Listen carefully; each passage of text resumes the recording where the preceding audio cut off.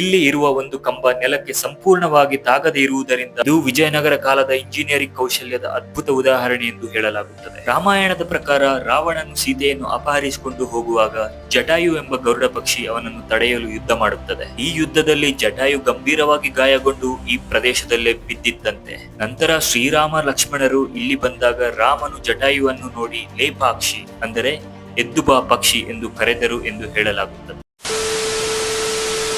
Hi hello ನಮಸ್ತೆ, welcome to all in one Kannada YouTube channel. ಬೆಳಿಗ್ಗೆ ಎದ್ದು ಫ್ರೆಶ್ ಆಗಿ ರೆಡಿಯಾಗಿ ನಾವು ಹೋಗ್ತಾ ಇರೋದು ಆಂಧ್ರ ಪ್ರದೇಶ ಮತ್ತು ಕರ್ನಾಟಕ ಗಡಿ ಭಾಗದ ಕೆಲವು ಪ್ರಸಿದ್ಧ ಸ್ಥಳಗಳಿಗೆ. ಹಾಗೆ ಆನ್ ದ ವೇ ಹೋಗ್ತಾ ಹೊಟ್ಟೆ ಸ್ವಲ್ಪ ತಾಳ ಹಾಕ್ತಾ ಇತ್ತು. ಬ್ರೇಕ್ಫಾಸ್ಟ್ ಮಾಡಕ್ಕೆ ಅಂತ ನಾವು ಹೋಗಿ ತಲುಪಿದ್ದು hotel Pranav Andhra style restaurant. ಹಾಗೆ ಬ್ರೇಕ್ಫಾಸ್ಟ್ ಮುಗಿಸಿ ನಾವು ಹೋಗಿ ತಲುಪಿದ್ದು ಆಂಧ್ರ ಪ್ರದೇಶದ ಹಿಂದೂಪುರದ ಹತ್ತಿರದಲ್ಲಿರುವ ಪ್ರಸಿದ್ಧ ಲೇಪಾಕ್ಷಿ ದೇವಸ್ಥಾನಕ್ಕೆ. ಮೊದಲ ನೋಟದಲ್ಲೇ ಈ ದೇವಸ್ಥಾನದ ಭವ್ಯತೆ ಮತ್ತು ಶಿಲ್ಪಕಲೆ ನಮ್ಮ ಗಮನ ಸೆಳೆಯುತ್ತದೆ. ಇಲ್ಲಿ ನೋಡಿದರೆ ಪ್ರತಿಯೊಂದು ಕಲ್ಲು, ಪ್ರತಿಯೊಂದು ಕಂಬವು ಶತಮಾನದ ಹಿಂದಿನ ಕಥೆಯನ್ನು ಹೇಳುತ್ತದೆ. ಲೇಪಾಕ್ಷಿ ಎಂಬ ಹೆಸರಿನ ಹಿಂದೆ ಒಂದು ಪ್ರಸಿದ್ಧ ಪೌರಾಣಿಕ ಕಥೆಯೂ ಇದೆ. ರಾಮಾಯಣದ ಪ್ರಕಾರ ರಾವಣನು ಸೀತೆಯನ್ನು ಅಪಹರಿಸಿಕೊಂಡು ಹೋಗುವಾಗ ಜಟಾಯು ಎಂಬ ಗರುಡ ಪಕ್ಷಿ ಅವನನ್ನು ತಡೆಯಲು ಯುದ್ಧ ಮಾಡುತ್ತದೆ. ಈ ಯುದ್ಧದಲ್ಲಿ ಜಟಾಯು ಗಂಭೀರವಾಗಿ ಗಾಯಗೊಂಡು ಈ ಪ್ರದೇಶದಲ್ಲೇ ಬಿದ್ದಿದ್ದಂತೆ. ನಂತರ ಶ್ರೀರಾಮ ಲಕ್ಷ್ಮಣರು ಇಲ್ಲಿ ಬಂದಾಗ ರಾಮನು ಜಟಾಯುವನ್ನು ನೋಡಿ ಲೇಪಾಕ್ಷಿ ಅಂದರೆ ಎದ್ದು ಬಾ ಪಕ್ಷಿ ಎಂದು ಕರೆದರು ಎಂದು ಹೇಳಲಾಗುತ್ತದೆ. ಅದರಂತೆ ಈ ಸ್ಥಳಕ್ಕೆ ಲೇಪಾಕ್ಷಿ ಎಂಬ ಹೆಸರು ಬಂದಿದೆ ಎಂದು ಜನರು ನಂಬುತ್ತಾರೆ. ಇತಿಹಾಸದ ಪ್ರಕಾರ ಈ ದೇವಾಲಯವನ್ನು ಸುಮಾರು 16ನೇ ಶತಮಾನದಲ್ಲಿ ವಿಜಯನಗರ ಸಾಮ್ರಾಜ್ಯದ ಕಾಲದಲ್ಲಿ ನಿರ್ಮಿಸಲಾಗಿದೆ. ವಿರೂಪಣ್ಣ ಮತ್ತು ವೀರಣ್ಣ ಎಂಬ ಅಧಿಕಾರಿಗಳು ಈ ದೇವಸ್ಥಾನವನ್ನು ನಿರ್ಮಿಸಿದ್ದಾರೆ ಎಂದು ಹೇಳಲಾಗುತ್ತದೆ. ಈ ದೇವಸ್ಥಾನವು ಮುಖ್ಯವಾಗಿ ವೀರಭದ್ರ ಸ್ವಾಮಿ ಅವರಿಗೆ ಸಮರ್ಪಿತವಾಗಿದೆ. ವೀರಭದ್ರನು ಶಿವನ ಅವತಾರ ಎಂದು ನಂಬಲಾಗುತ್ತದೆ. ದೇವಾಲಯದ ಒಳಗೆ ಪ್ರವೇಶಿಸಿದಾಗ ಅದ್ಭುತವಾದ ಶಿಲ್ಪಕಲೆ ಮತ್ತು ಚಿತ್ರಕಲೆಗಳು ನಮ್ಮ ಗಮನ ಸೆಳೆಯುತ್ತದೆ. ಕಲ್ಲಿನ ಕಂಬಗಳಲ್ಲಿ ಕೆತ್ತಿದ ಸುಂದರವಾದ ವಿನ್ಯಾಸಗಳು, ದೇವತೆಗಳ ಮೂರ್ತಿಗಳು ಮತ್ತು ಪೌರಾಣಿಕ ಕಥೆಗಳು ಇಲ್ಲಿ ಕಾಣಬಹುದು. ಈ ದೇವಾಲಯದ ಅತ್ಯಂತ ಪ್ರಸಿದ್ಧ ವಿಶೇಷತೆ ಅಂದರೆ ಹ್ಯಾಂಗಿಂಗ್ ಪಿಲ್ಲರ್ ಅಂದರೆ ತೂಗು ಕಂಬ.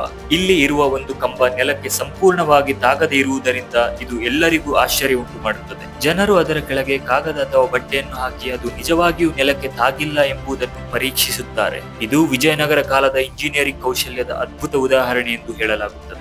ದೇವಾಲಯದಿಂದ ಸ್ವಲ್ಪ ದೂರದಲ್ಲೇ ಇರುವ ದೊಡ್ಡ ನಂದಿ ಮೂರ್ತಿ ಕೂಡ ಇಲ್ಲಿ ನೋಡಲೇಬೇಕಾದ ಮತ್ತೊಂದು ವಿಶೇಷತೆ. ಇದು ಭಾರತದ ಅತ್ಯಂತ ದೊಡ್ಡ ಏಕಶಿಲಾ ನಂದಿ ಮೂರ್ತಿಗಳಲ್ಲಿ ಒಂದಾಗಿದೆ. ಲೇಪಾಕ್ಷಿಯ ಈ ಅದ್ಭುತ ಅನುಭವದ ನಂತರ ನಮ್ಮ ಪ್ರಯಾಣ ಮುಂದುವರಿಯುತ್ತದೆ. ಹಾಗೆ ಹೋಗ್ತಾ ನಾವು ಹೋಗಿ ತಲುಪಿದ್ದು ಕರ್ನಾಟಕದ ಚಿಕ್ಕಬಳ್ಳಾಪುರ ಜಿಲ್ಲೆಯಲ್ಲಿರುವ ಗುಡಿಬಂಡೆ ಕೋಟೆಗೆ. ಗುಡಿಬಂಡೆ ಕೋಟೆ ಬೆಟ್ಟದ ಮೇಲಿರುವ ಒಂದು ಐತಿಹಾಸಿಕ ಕೋಟೆ. ಈ ಕೋಟೆಯನ್ನು ಸುಮಾರು 17ನೇ ಶತಮಾನದ ಸ್ಥಳೀಯ ನಾಯಕ ಬೈರೇಗೌಡ ನಿರ್ಮಿಸಿದ್ದಾರೆ ಎಂದು ಹೇಳಲಾಗುತ್ತದೆ. ಈ ಕೋಟೆಯ ವಿಶೇಷತೆ ಎಂದರೆ ಇಲ್ಲಿ ನಿರ್ಮಿಸಿದ 7 ಹಂತಗಳ ರಕ್ಷಣಾ ಗೋಡೆಗಳು. ಹಳೆಯ ಕಾಲದಲ್ಲಿ ಶತ್ರುಗಳಿಂದ ರಕ್ಷಣೆ ಪಡೆಯಲು ಈ ರೀತಿಯ ರಕ್ಷಣಾ ವ್ಯವಸ್ಥೆಯನ್ನು ನಿರ್ಮಿಸಲಾಗಿದೆ. ಬೆಟ್ಟದ ಮೇಲಕ್ಕೆ ಏರುತ್ತಾ ಹೋಗುವಾಗ ಸುತ್ತಲಿನ ಪ್ರಕೃತಿ ದೃಶ್ಯಗಳು ತುಂಬಾ ಸುಂದರವಾಗಿ ಕಾಣಿಸುತ್ತವೆ. ಕೋಟೆಯ ಮೇಲ್ಭಾಗದಲ್ಲಿ ಒಂದು ಸಣ್ಣ ಶಿವ ದೇವಸ್ಥಾನ ಇದೆ. ಅಲ್ಲಿಂದ ಕೆಳಗೆ ನೋಡಿದರೆ ಗುಡಿಬಂಡೆ ಪಟ್ಟಣ ಮತ್ತು ಸುತ್ತಲಿನ ಹಸಿರು ಪ್ರದೇಶಗಳು ಅದ್ಭುತವಾಗಿ ಕಾಣುತ್ತವೆ. ಇಲ್ಲಿ ನಿಂತು ನೋಡಿದಾಗ ಇತಿಹಾಸದ ಮಧ್ಯೆ ನಿಂತಿರುವಂತೆ ಅನಿಸುತ್ತದೆ. ಗುಡಿಬಂಡೆ ಕೋಟೆಯ ಈ ಸುಂದರ ದೃಶ್ಯಗಳನ್ನು ನೋಡಿ ನಮ್ಮ ಪ್ರಯಾಣವನ್ನು ನಾವು ಮುಂದುವರಿಸಿ ನಾವು ಹೋಗಿ ತಲುಪಿದ್ದು ಚಿಕ್ಕಬಳ್ಳಾಪುರದ ನಂದಿ ಬೆಟ್ಟದ ಸಮೀಪದಲ್ಲಿರುವ ಇಶಾ ಫೌಂಡೇಶನ್ಗೆ.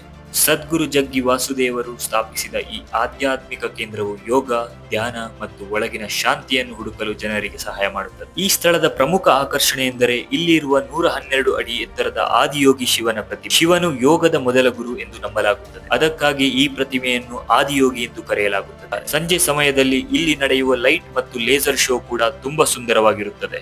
ಪೂರ್ತಿ ವಿಡಿಯೋ ನೋಡಲು ನಮ್ಮ ಚಾನೆಲ್ ನಲ್ಲಿ ಅಪ್ಲೋಡ್ ಮಾಡಲಾದ ವಿಡಿಯೋವನ್ನು ವೀಕ್ಷಿಸಿ ಅಥವಾ ಡಿಸ್ಕ್ರಿಪ್ಷನ್ ನಲ್ಲಿ ಮೆನ್ಷನ್ ಮಾಡಿದ ಲಿಂಕ್ ಅನ್ನು ಪ್ರೆಸ್ ಮಾಡಿ. ಒಟ್ಟಿನಲ್ಲಿ ಹೇಳಬೇಕಾದರೆ ಇತಿಹಾಸವನ್ನು ಅನುಭವಿಸಲು ಲೇಪಾಕ್ಷಿ, ಪ್ರಕೃತಿಯ ಸೌಂದರ್ಯವನ್ನು ನೋಡಲು ಗುಡಿಬಂಡೆ ಕೋಟೆ ಮತ್ತು ಆಧ್ಯಾತ್ಮಿಕ ಶಾಂತಿಯನ್ನು ಪಡೆಯಲು ಇಶಾ ಫೌಂಡೇಶನ್. ಈ 3 ಸ್ಥಳಗಳು ನಿಮ್ಮ ಒಂದು ದಿನದ ಟ್ರಿಪ್ಗೆ ತುಂಬಾ ಸೂಕ್ತವಾದ ಜಾಗಗಳು. ಹಾಗೆ ಮುಂದಿನ ವಿಡಿಯೋದಲ್ಲಿ ಸಿಗುವವರೆಗೂ ನಗ್ತಾ ಇರಿ, ನಗಿಸ್ತಾ ಇರಿ, ಖುಷಿಯಾಗಿರಿ, ಆರೋಗ್ಯವಾಗಿರಿ ಅಂತ ಹೇಳ್ತಾ ನಮಸ್ಕಾರ.